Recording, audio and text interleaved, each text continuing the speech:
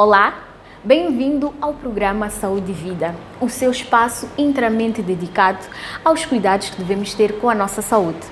Hoje nós vamos falar sobre a caspa, que é um dos principais sintomas da dermatite seborreica, uma inflamação crônica que acontece principalmente a nível do couro cabeludo e que acomete mais de 50% da população adulta mundial. A pele é o maior órgão do corpo humano e é também o órgão que faz a comunicação com o meio exterior. Portanto, mudanças de temperatura, alterações hormonais, uso excessivo de produtos químicos e até situações de stress podem desencadear alguns problemas na nossa pele, tanto na face, no corpo e também no couro cabeludo. Se você que está aí do outro lado do receptor tem problemas com a caspa, saiba que está no programa certo. E hoje nós vamos aprender dicas para prevenir e também tratar a caspa em casa. Fique atento!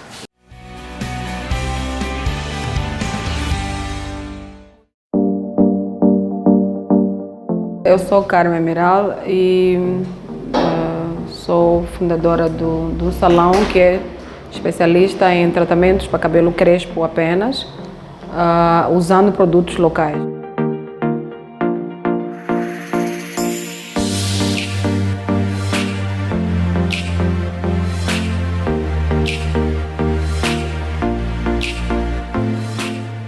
Quais são os segredos para um cabelo brilhante e saudável? O cabelo crespo é um cabelo que requer muita umidade. Uma das coisas que eu aconselho a todo mundo que vem pela primeira vez é respeitar o processo da lavagem e que isso inclui lavar, pôr condicionador e finalizar. Muita gente, por exemplo, lava, põe condicionador e vai a vida, amarra e não sei o quê. Depois o cabelo começa a ficar muito amarrado, começa a perder a cor porque ele não está protegido. Como podemos tratar a caspa? Dependendo do tipo de caspa, algumas caspas que nós recomendamos dermatologista, como a pasta, que fica uma pasta e depois cria crosta e depois tem a ferida. Normalmente, quando esse tipo de cliente aparece, nós recomendamos o dermatologista. Mas se o paciente não tem condições de ir para um dermatologista, a primeira coisa que a gente faz é acalmar o couro cabeludo, ou seja, sarar a ferida primeiro. E isso podemos usar tanto o óleo essencial de lemongrass, que nós chamamos chambalacate, ou de rosemary, mas rosemary também acalma, mas ao mesmo tempo pode queimar. Então é um tratamento específico que nós não fazemos todos os dias. Acho que este ano só fiz um, então só para imaginar que não é algo regular. Mas a caspa em si, quando um cliente entra no salão e diz eu tenho caspa, normalmente é uma caspa super normal, que é farinhenta, tem uma camada simples. Primeiramente, antes de lavar, a gente faz o esfoliante, como se vê na imagem, onde nós usamos a mistura do bicarbonato de sódio e o vinagre de maçã em quantidades já estudadas. Aplicamos no couro cabeludo com massagem, ou seja, não pode pôr no couro cabeludo e simplesmente deixar. Ele tem que ser pressionado na pele para remover tanto fungos, porque ele faz a redução, por causa do vinagre de maçã, faz a redução de fungos e também tira a própria farinha do próprio cabelo, ou seja, limpa. E depois disso é necessário lavar o cabelo, ou seja, não começa-se com a lavagem, começa-se com a esfoliação. Então, depois de lavar o cabelo, nós aqui no salão usamos shampoo em barra, porque é o único que tem carvão ativado e que nos ajuda também a limpar muito bem o couro cabeludo. Com pessoas com caspa, nós fazemos esse procedimento de uma em uma semana, ou seja, durante 4 semanas no mês a pessoa já está resolvida a caspa. Ou seja, faz a esfoliação, lava com shampoo em barra, que é com carvão ativado, e depois disso vem finalizar o cabelo, aquilo que a gente conversou, que vamos fazer o leave-in, aplicamos o óleo de crescimento. Por que o óleo de crescimento? Porque já vem com óleos essenciais específicos para acalmar o couro cabeludo. Depois dele ser agredido, é necessário que ele fique calmo. Então nós usamos o nosso óleo de crescimento aqui da marca Black Aquela, que é para poder acalmar o couro cabeludo e estimular o crescimento, porque nesse momento, porque o poro está todo aberto, está sensível, que nós aplicamos o óleo, que é para também fazer a estimulação. E no fim pode finalizar como quiser, pode ser com o creme, como o gel, como vem a senhora que está fazendo a imagem, está a fazer a fitagem. Mas o couro cabeludo, para a caspa, a gente trata desta forma. Qual é a temperatura ideal para lavar o cabelo? A água tem que ser fria para o cabelo. O cabelo não gosta de água quente, porque retira toda a oleosidade e o cabelo vai continuando cada vez mais seco. Mas tirando isso, se está no tempo de frio, né, O ideal seria iniciar com água quente, como normalmente tomo banho, mas a última caneca ou a última chuveirada tem que ser água fria, que é para selar os poros. Então a temperatura ideal seria água gelada, mas infelizmente há pessoas com pneumonia, há pessoas com tal, há pessoas que não podem mesmo usar água fria, mas o ideal seria sim finalizar com água fria. Qual é o shampoo ideal para o cabelo? O shampoo ideal seria sem sulfato, e porque o cabelo crespo tem tendência a não manter a hidratação, compre um shampoo hidratante. Se não tiver, compre um shampoo normal e acrescente uma colher de qualquer óleo que tiverem. Pode ser o azeite de oliveira, ou pode ser óleo de coco. O óleo de coco normalmente fica mais denso, mas o shampoo ideal seria sem sulfato e hidratante. Então esse é o ideal para o cabelo crespo, de uma forma geral. Mas acrescentem óleo, vai ficar muito melhor o shampoo. O que é preciso usar para o cabelo crescer? O seu cabelo para crescer depende de um produto específico que é diferente provavelmente do cabelo da Carmen. Então, poder identificar o tipo de cabelo que eu carrego na minha cabeça é um dos passos fundamentais. Quando eu sei qual é o tipo de cabelo que eu tenho na cabeça, eu começo a procurar produtos certos. Seja beber água, identificar o tipo do meu cabelo e poder identificar os tipos de produto para o meu tipo de cabelo. Mas, em geral, por favor, não lavem com sulfato todos os dias. É um tabu não, é uma mentira que eu ouço que lavar com sabão Bingo todos os dias faz bem. Não, porque é uma agressão completa para o couro cabeludo e o cabelo vai ficando cada vez mais estragado, mais fino, mais sem vida. Então, acho que a terceira dica seria evitem o sabão de roupa e se calhar fazer uma vez por semana uma aumentação. A aumentação seria a reposição de óleos, que é a primeira coisa que a gente perde em quase tudo, tanto na lavagem como no dia a dia, porque o óleo vai escorrendo dos fios. A aumentação seria misturar 2 ou 3 óleos, de preferência vegetais, pôr no cabelo antes da lavagem. A mesma coisa como esfoliação, ou seja, antes da lavagem fazer 2, 3, 4 tranças, deixar o óleo agir por uns 30 minutos e poder lavar. É um save para muito cabelo crespo, por causa da oleosidade que não conseguimos manter. Então essas seriam as dicas. Como usar o óleo de coco? Bom, o óleo de coco na verdade é considerado uma manteiga. E as manteigas devem ser usadas sim no couro cabeludo, mas como tratamento, não diariamente.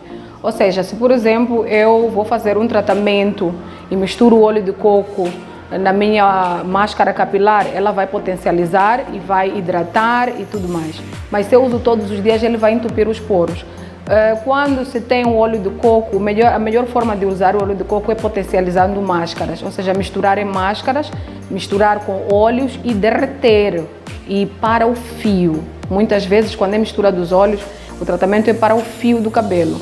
Normalmente, o óleo que deve ser usado no couro cabeludo é o de argan, de óleo de rícino, de gengibre, que são estimuladores. Então, é necessário sempre explicar. Eu costumo também perceber muito que as pessoas levam o óleo do coco diretamente para o couro cabeludo. Além de ressecar, o óleo do coco não tem muita propriedade para potencializar crescimento, ou para estimular o couro cabeludo, ou para limpar. Ele ajuda o fio do cabelo.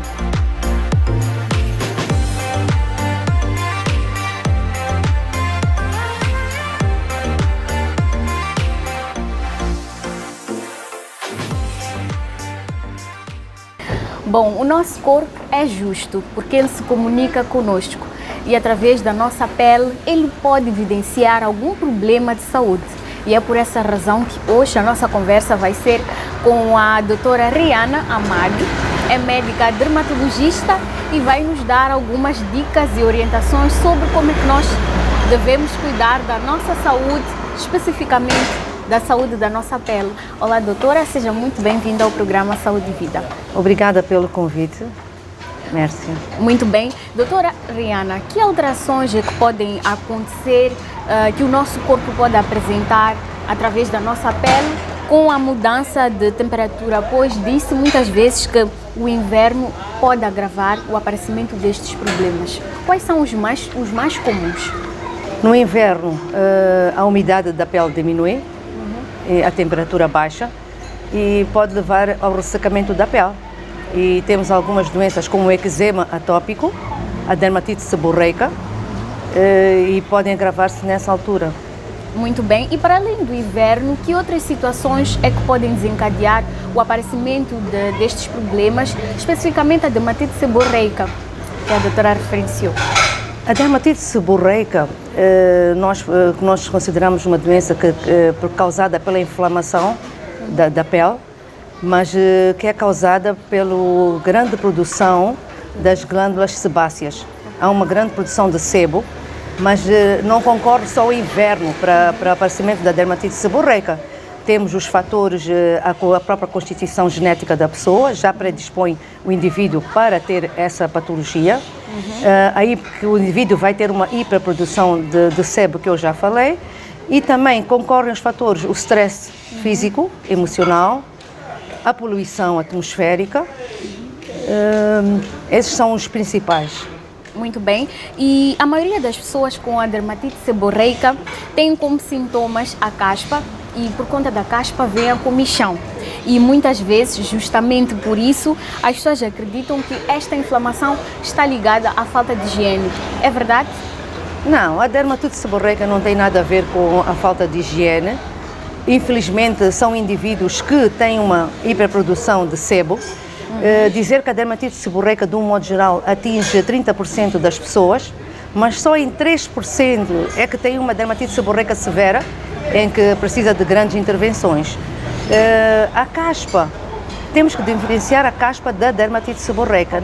A caspa, acho que uma parte da população tem, como eu já disse, mas nem sempre leva a aquelas situações graves que a gente considera mesmo uma dermatite seborreica severa. O nome que a gente diz é psoriasis capitis, que é uma caspa ligeira, uma descamação do couro cabeludo, mas sem outras grandes inflamações como vermelhidões, coceira. Nem toda a gente tem isso.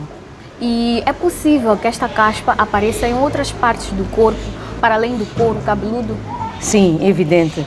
A caspa simples, a psoriasis capitis que eu falei, em princípio só atinge o couro cabeludo. Mas as outras, as dermatites seborreicas em si mesmo, o próprio nome diz, podem aparecer em várias áreas do corpo, principalmente as áreas seborreicas. Temos ao nível do pavilhão auricular, das orelhas, temos a parte da frente das orelhas e a parte de trás, a parte centrofacial, em T, da cara, também pode haver lesões na cara, podemos ter nas axilas, na região púbica, abaixo do abdômen, na região interna da gueira, mas não são todos os pacientes que têm esse tipo de afecção. Uns só fica bem firmado no couro cabeludo e pode afetar a parte da fronte da cara.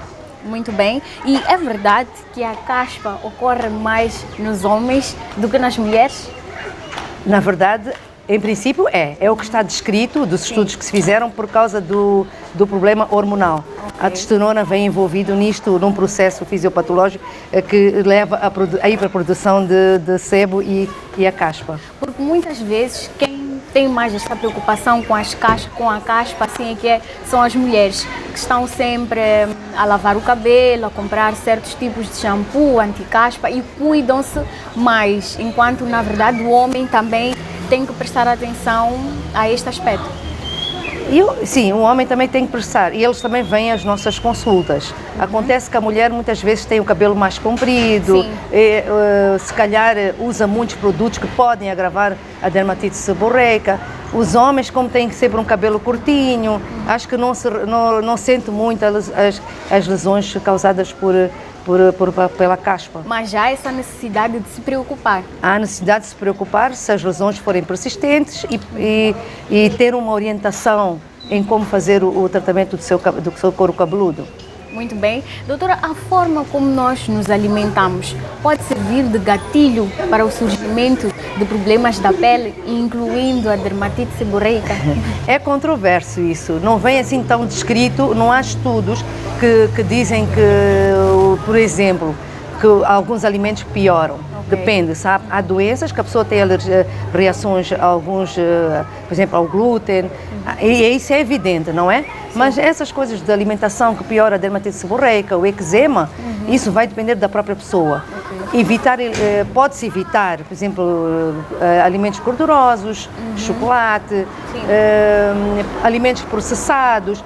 Há descrição de indivíduos que dizem que depois de deixarem de comer esse tipo de alimentos processados, de comerem mais vegetais, alimentos naturais, sumos naturais, e sentem que a dermatite seborreica melhora. Ok. Mas não há assim nada bem descrito. Mas no final das contas, a alimentação saudável é sempre a mais recomendável em qualquer situação. Em qualquer situação, sim. É melhor alimentar-se de produtos naturais, sumos naturais, evitar coisas processadas. E qual é o tratamento indicado para a dermatite seborreica? Bom, primeiro, o indivíduo vai à consulta de dermatologia para saber se realmente o que ele tem é uma dermatite seborreica. Pode haver só desconfiança, mas se houver inflamação, se houver vermelhidões, se houver descamação, coceira, algumas crostas, aí já podemos fazer o diagnóstico de dermatite seborreica e orientar o paciente a fazer um tratamento. Existem várias formas de tratar e os tratamentos também podem ser rotativos de acordo com o tipo de dermatite seborreica que o doente tem naquele momento. Podem ser tratamentos tópicos, ok? E podem ser tratamentos orais. Okay. Porque a dermatite seborreica tem muito a ver com o fungo Malacésia, que nós temos na nossa flora normal da nossa pele, nós temos esse fungo. Toda a gente tem. Mas as pessoas que têm produção aumentada de sebo, eles fazem uma junção, uma alteração, e eles modificam, o fungo modifica a sua forma de ser, e aí provoca mais irritação e mais vermelhidão, e aí leva mesmo a própria dermatite seborreica em si. Então, nós podemos usar o tratamento oral, se está numa fase num grau mais elevado, e podemos fazer só tratamentos tópicos. Por exemplo, o uso de shampoos adequados, existem shampoos à forma que têm imidazóis, como o ketoconazol, temos outros à base do arsénio, ácido salicílico, enxofre. São shampoos que os fabricantes põem vários desses produtos e a gente tem que ver se é mesmo próprio para a dermatite seborreica, que ajuda na dermatite seborreica. Certo. Doutora, estes problemas de pele interferem diretamente na nossa autoestima e muitas vezes, porque as pessoas querem um tratamento rápido, acabam optando pela automedicação. Há várias receitas caseiras que nós temos visto na internet, ora porque o vizinho, o primo, a tia recomendou fazer isto e aquilo, e muitas vezes acabamos prejudicando a nossa saúde, colocando lá certos alimentos que às vezes nem são os mais recomendáveis. O que é que a doutora tem a dizer em relação a estas práticas que todo moçambicano tem quando quer acabar com uma doença de pele? Bom, não há assim descrição nenhuma de produtos naturais que façam tratamento da dermatite seborreica. Alguns falam de limão, outros falam do vinagre, mas o vinagre, pode ser que algumas pessoas sintam melhorias com o vinagre, mas não está assim 100% desaprovado, porque o vinagre atua como um antibacteriano, antifúngico, porque tem algumas propriedades, não vamos dizer que não. O vinagre tem propriedades antibactericidas, antifúngicas, mas se usado por muito tempo e por longo tempo, como o limão também, pode funcionar como um irritante, e este irritante pode provocar mais descamação do couro cabeludo e piorar a situação de dar eczemas irritativos. Então é preciso ter cuidado, porque eu acho que ainda pode-se fazer o tratamento com medicamentos que já estão definidos, né? E evitar esses produtos caseiros. É preciso ter cautela. Algumas pessoas reagem bem a esses produtos, mas algumas não. Muito bem, é exatamente isso. Precisamos ter cautela e muita atenção aos produtos que nós utilizamos, às famosas receitas mágicas que podem acabar com certos tipos de problema de pele. Mas nós vamos a um rápido intervalo e voltamos já já com mais informações para si. Não saia daí.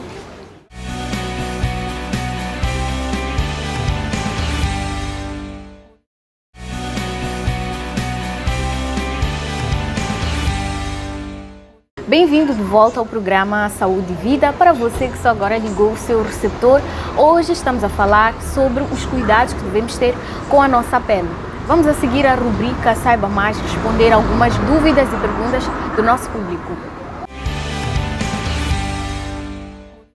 Olá, doutora. Chamo-me Ika Melissa. Eu gostaria de saber se nos ambientes em que nós vivemos de estresse e de ansiedade podem interferir nos nossos problemas de pele ou não? Olá, perfeito, a pergunta foi bem feita. Dizer que a situação de stress, principalmente a dermatite seborreica, existem muitas patologias que se agravam com o estado psicológico, com o stress da vida, e os doentes, quando ficarem muito envolvidos, mentalmente afetados, podem piorar. Por exemplo, a dermatite seborreica realmente tem muito a ver com o stress físico e emocional. E físico, falamos em doenças orgânicas, emocional, a pessoa está em stress porque tem alguma situação para resolver e pode piorar a situação. Doutora Ariana, aqui Daniel, eu quero saber se a pessoa com a pele oleosa tem mais probabilidade de conter caspa. Eu já disse no início que as pessoas com pele oleosa têm maior probabilidade de desenvolver caspa, sim, porque há uma maior produção do sebo, que depois usa o fungo que está na nossa pele, que é a malacésia, e faz com que haja mais caspa. Olá, doutora, chamo-me Chinesa. Gostaria de saber quando é que podemos procurar um médico para tratar a caspa. Quando a caspa for persistente, nós devemos, persistente e já incomodativo, em que o doente já começa a ter vermelhidões, muita coceira, ardor, às vezes até dor mesmo. E a pessoa vê que está a ficar com crostas, pode sair um líquido amarelado. Nesta fase, nós temos que procurar um médico, pedir ajuda, porque muitas vezes temos que usar medicamentos tipo antibióticos, antifúngicos, e para ajudar no tratamento da dermatite seborreica. Olá, doutora. Meu nome é Jusceila. Eu queria saber se usar shampoos anti-caspas previne a doença. Sim, uma das recomendações que a gente dá aos pacientes que têm dermatite seborreica ou propensão para ter caspa e dermatite seborreica, podem fazer o uso de shampoos anti-caspa, que é uma também das formas de prevenção para não chegar àquela fase grave. Mas pode fazer rotatividade, por exemplo, durante um período usa um tipo de shampoos e durante outra fase usa outro tipo de shampoos, mas tudo com base naqueles produtos que eu falei, imidazol, glicúricos como ketoconazol, ácido salicílico, enxofre, selênio, e existem mais outros produtos. Olá, doutora, o meu nome é Sharon. Algumas pessoas tendem a recorrer a alimentos como limão, vinagre para poder tratar a caspa. Gostaria de saber se essa opção é recomendável. Depende dos indivíduos. Há indivíduos que reagem muito mal a esses produtos porque são muito ácidos. Mas o vinagre, como eu dizia, tem fatores antibacterianos e antifúngicos. Se calhar por aí, o doente sente que melhora com o vinagre. Mas é muito desaconselhável usar produtos como limão, e se o vinagre pode dar reações como eczemas irritativos. Então é preciso ter alguma cautela sobre este assunto. Para trás a rubrica Saiba Mais, momento em que os nossos telespectadores também participam do nosso programa, colocando as suas dúvidas e perguntas sobre os diversos assuntos relacionados com a nossa saúde, e hoje em particular estamos a falar sobre os cuidados com a nossa pele. Doutora Ariana, a caspa tem cura? Se o paciente segue o tratamento adequado, é possível tratar definitivamente a caspa? A caspa, 100% não tem cura, porque é uma doença crônica recidivante. Tem períodos de remissão e de recidiva, porque por ser uma doença crônica, não há uma cura definitiva. Há controle. O doente deve fazer o acompanhamento, deve saber fazer o tratamento da sua pele, né, de acordo com as instruções do médico, e a pessoa consegue fazer um controle razoável. E que dicas e orientações a doutora pode deixar para aquele telespectador que está neste momento a assistir o Saúde e Vida, de modo a ajudar a prevenir ou aliviar os sintomas da dermatite seborreica? Evitar ambiente muito quente da nossa pele, uso de roupas adequadas que fazem com que a pele não fica úmida. Por exemplo, o uso de chapéus e gorros, quando a pessoa já sofre desta patologia, evitar fechar muito o couro cabeludo. Roupas também muito quentes, evitar banhos muito quentes. É muito importante que o indivíduo evite banhos quentes quando tem dermatite seborreica. Mas, doutora, aí estamos no inverno e a tendência das pessoas é tomar um banho mais quente e ficar por mais tempo a tomar banho. E essa é também uma das causas que faz com que o indivíduo no inverno fique com a dermatite seborreica a agravar-se. Por causa dos banhos quentes, mas a pessoa tem que ter consciência de que eu tenho problema de dermatite seborreica, os banhos continuam sendo mornos mesmo estando no inverno. Doutora, isso é complicado. Mas é possível. Para quem tem dermatite seborreica, sabe que tem que cuidar da sua pele desta forma. E que outras dicas a doutora pode deixar em termos de alimentação, cuidados com a nossa saúde emocional para a prevenção deste tipo de problemas? O que eu vejo muitas vezes quando os doentes têm dermatite seborreica, normalmente passaram por uma situação de uma doença orgânica ou estão a passar por uma situação de estresse emocional, porque a vida é assim, não é? Sim. E eu sempre peço para tentar relaxar o máximo que pode e evitar essas situações de preocupar-se bastante com isto ou com aquilo, para tentar ajudar no tratamento da dermatite seborreica. Muito bem. E tem vezes, uma vez que a doutora mencionou nos problemas emocionais, tem vezes até que o cabelo pode cair, por nós estarmos a ter um problema de saúde emocional e isto interfere diretamente na nossa qualidade de vida. Bom, a dermatite seborreica, quando já é muito acentuada, um grau mais elevado, também pode fazer cair o cabelo. Ok? Mas com o tratamento pode ser reversível. Só se for em casos muito avançados, em que a pessoa já estava e pode ficar com uma perda de cabelo definitivo. Ok. E em jeito de últimas considerações, que recomendações, o que a doutora tem a dizer, que mensagem final pode deixar para todos os telespectadores que acompanham o Saúde e Vida neste momento, no que concerne aos cuidados com a nossa pele? Bom, os indivíduos que têm doença de pele, tipo dermatite seborreica, dermatite atópica, evitar transpirar, usar roupas mais ou menos que ajudam nessa situação, como roupas de algodão, que são roupas boas para esse tipo de patologias, evitar o uso de chapéus, como eu disse, para cobrir o couro cabeludo, não tomar banho com águas quentes, do modo geral, usar os produtos neutros, mais ou menos esses cuidados. E depois, doutora, há uma diferença entre a nossa pele do corpo e a pele da cara. A pele da cara é muito mais fina. No que concerne à hidratação, como é que devem ser os nossos cuidados? Porque estamos no inverno e a pele fica mais ressecada. Sim, as pessoas que têm pele oleosa nem sentem tanto esse ressecamento. Sim, e às vezes eu estou neste grupo. Bom, então, mas nem sempre, mesmo elas saindo de casa sem pôr um hidratante, Sim. não vão ressentir. Porque isso é a pele oleosa tem vantagem de desvantagem. Sim. Nós até consideramos uma pele divina. Ok. Tu viajas, mudas de temperatura brusca e a pessoa já tem uma pele oleosa, nem precisa estar a usar hidratante Sim. sempre. Sim. Mas existem hidratantes próprios para peles oleosas, tem um óleo frio. Sim. Mas normalmente as pessoas que têm pele seca devem sempre pôr um hidratante para evitar esses choques térmicos dentro de casa, fora de casa, frio, calor. E é bom sempre colocar um hidratante, principalmente na cara e no corpo. Não há problemas em usar o mesmo hidratante da cara e do corpo, não é? Isso também depende do tipo de doente que tu tens à frente, de pele. Mas a pele da cara é muito fina. Sim. E é muito suscetível a ter as primeiras lesões na cara, em qualquer situação de alergia, insolação, Sim. o sol, vai diretamente para a nossa cara, porque é o sítio que está aberto, está exposto e tem a pele mais fina, situações Sim. de alergia. E no que concerne à nossa higiene, de forma geral, como é que deve ser, que aspectos é que nós devemos prestar mais atenção à higiene da nossa pele? Bom, eu penso que as pessoas não devem pensar que temos que tomar muitos banhos para sermos higiênicos, não é? Um banho por dia é razoável. Neste inverno. E principalmente em doentes que têm patologias como eczema atópico, tomar banhos mornos e ter o cuidado de ser rápido quando é um eczema atópico. Sim.